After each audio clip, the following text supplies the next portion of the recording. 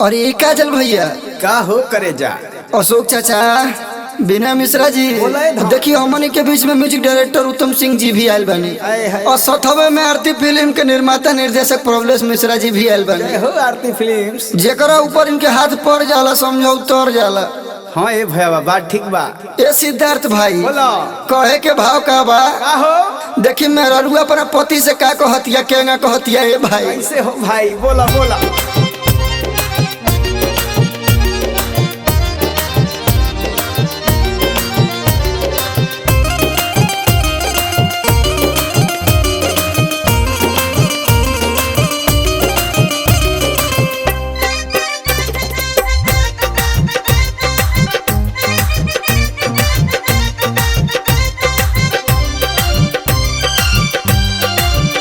साड़ी पहने दी राजा अब तो भोर हो गए, साड़ी पहने दी राजा जी भोर हो गए। छोड़ी छोड़ी कमरिया छोड़ी छोड़ी कमरिया अजोर हो गई, छोड़ी छोड़ी कमरिया अजोर हो गई, छोड़ी छोड़ी कमरिया। अरे बनल रहा उत्तम सिंह बनल रहा हो।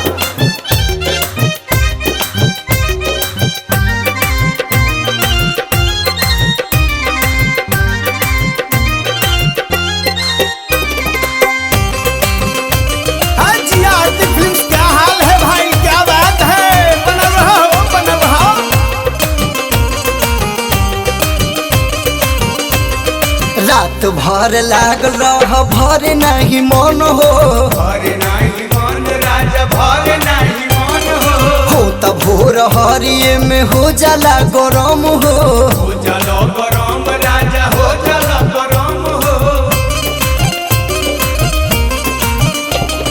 रात भर लागल रह भर नहीं मन हो त भोर हरिये में हो जाला गरम हो। देखी घरवा आंगनवा में शोर हो गए, देखी घरवा आंगनवा में शोर हो गए। छोड़ी छोड़ी कमरिया जाए दादा बोले छोड़ी छोड़ी कमरिया अजोर हो गई, छोड़ी छोड़ी कमरिया अजोर हो गई, छोड़ी छोड़ी कमरिया।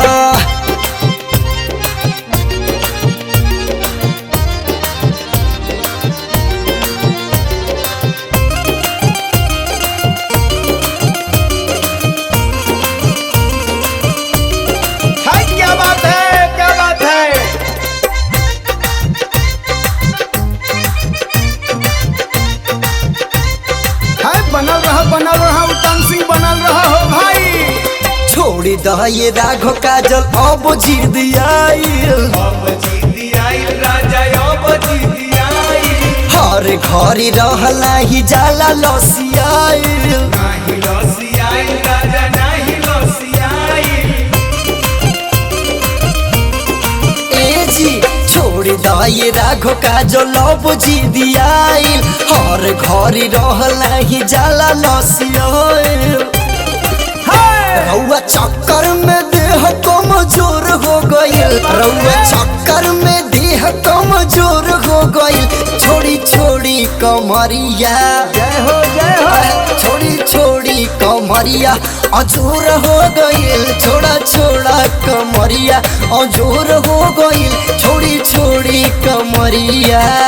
साड़ी पहने दी राजा अब तो भोर हो गइल, साड़ी पहने दी राजा जी भोर हो गइल। छोड़ी छोड़ी कमरिया छोड़ी छोड़ी कमरिया अजोर हो गइल, छोड़ी छोड़ी कमरिया अजोर हो गइल, छोड़ी छोड़ी कमरिया।